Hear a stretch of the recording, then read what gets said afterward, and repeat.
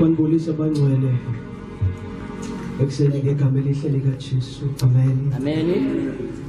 Awenze kanje nje. Ngenxa yabafundi baka Yesu uKristu uzikhile ngenhlobo kwenhlanga ngenhlanga. Amen. Glory to Jesus. Abafundi bathe xa behambisa udaba luka Yesu, xa befika kumaGrike alangazelela ubulumko, abamfuna ncakasana ukuba uKristu ungubani. Glory to Jesus. Uthe uYesu xa efika kumangesi afumana uYesu obanika igunya lokukhupha abantu esintwini esikhangeleka sinentshabalalo. Amanamba ncane bathe kabel fumana belhambisa baze balinxibisa nenkonzo yempucuko, what I will call civilization, apho abantu bakhutshwa ekuphileni ngathi zizilwanyana, banikwe ifuthe lemfundiso yesintu sabasemzini. Lento ifikile nalapha kuthi singuXhosa, kodwa ndimangazwa indlela inyange loqala lakwantu elayamkelayo levangeli elubunsikane, when he was trying to understand ukuthi intoni le endiyaziswayo. Hallelujah. What does it mean? Ngapha unxele wabesithi xa ibabiza uYesu noba wasemazulwini wathi ngutayi nomdalidiphu, wathi abelungu belapha nje bambulela unyana wabo, waze wahambisa ivangeli yovuko ekufeni, ngoba amaXhosa elindele ngokwenkolo yezinyanya ukuthi abafileyo bangavuka. Amanamba ncane. Now he was searching in his spirit, who is Jesus for myself? He looked at the nation. Ngeso likaThixo wabona okwenzekileyo esizweni.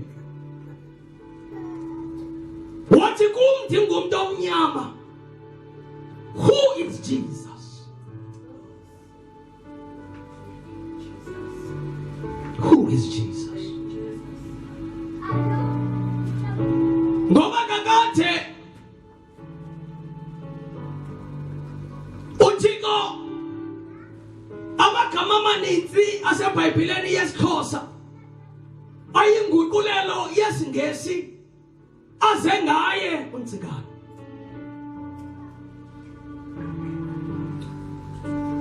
uThixo esithi xa singamfuni lo Ntsikana sithi singamaXhosa sasinayo uThixo ngaphambili. Siya sithi yayinguQamata uThixo wamaXhosa. Kodwa ndizolungisa lo mpazamo. uQamata wayengengoThixo wamaXhosa. WayenguThixo wonoqhakanqa.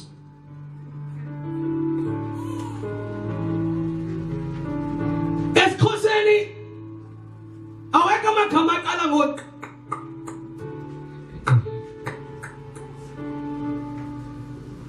abelungu baqale bafika konoqhakanqa babashumayeza abaXhosa bahlangana nonoqhakanqa sebelifumela ifuthe ngoba badudulwa ngabelungu babalekela kula macala bebethi ka bembiza abo bathe balifumana ivangeli bathi nguQamata. Ngoko ke kukusikhohlisa ukuthi sasinayo uThixo enguQamata ngoba yenguThixo wonoqhakanqa. Kodwa uthi uNtsikana xa eguqulela ethi ndingambiza bani uThixo ungunaphakade. Asibuza ukuthi uYesu yena uyintoni kum ndingumuntu omnyama. Kufike into ethi ungusifuba sibanzi.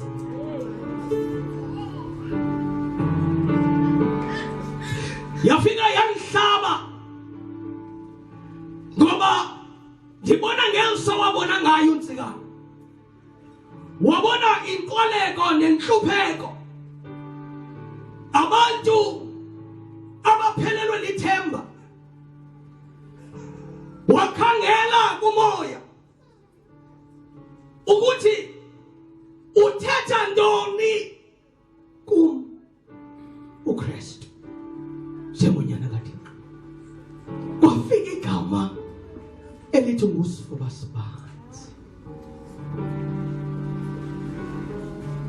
Because his concern yayisisizwe hayi nje isiqu sakhe. Wabona lo nyana ongathwala zonke inyembezi zesizwe. Bathi abalimele nabahluphekileyo nabangazazi ukuthi isiphelo sabo soba yini na. Kodwa bawuva ukuthi bayabizwa ngusifuba sibanzi. Bafumana indawo yokubalekela. Ngoba igama livakalisa amandla wendawo yentuthuzelo.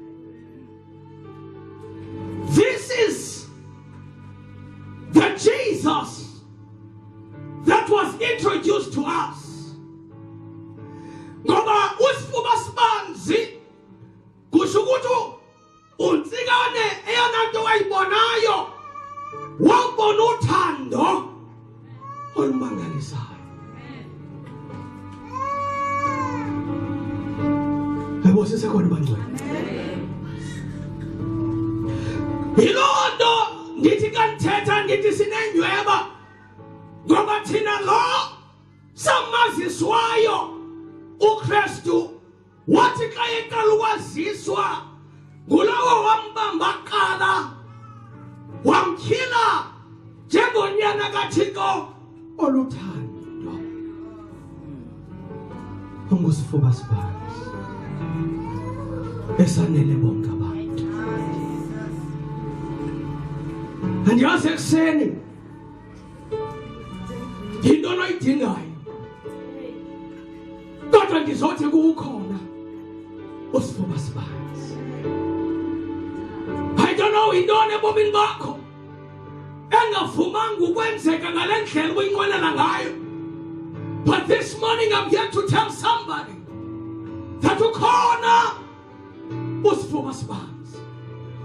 Akhathazeki bangaphi abalilela kuye kodwa likhona igumbi lokuthi angakwanga nawe uyathuthuzela uzibona inyembezi zakho zisulwa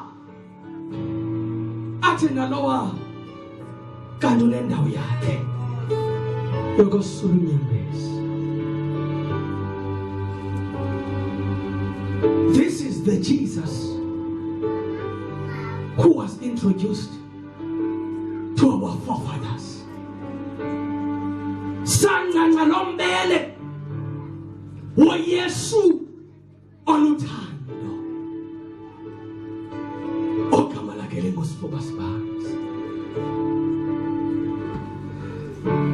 Now this is the season that we revive the conviction eyafika kuNtsikana when he was introduced to Christ. Ethi lona kusifuba sibanzi. Ndinengxaki nevangeli labantu abazabe ziziqu besithi baze kuKristu. Ngoba uNtsikana uthe kaza kuKristu wabona uKristu ongafika ongame athathe ihlazo labo bonke abantu.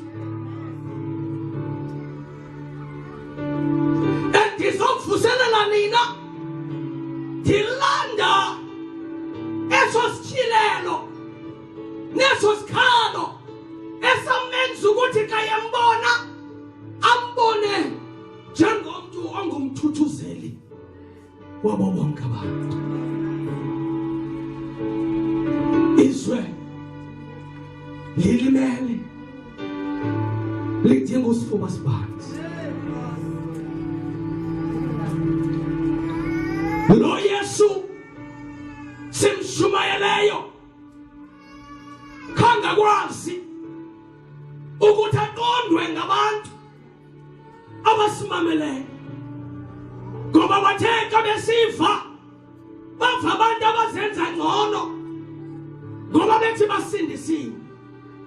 Kanti eyona nto ibidla uNtsikana uYesu ondithumileyo othi mandolanda abalimeleyo, mandolanda abakhalayo, mandolanda abahluphekileyo, ndibazise ngoba indawo isesekhona esifubeni sikasifuba sibanzi.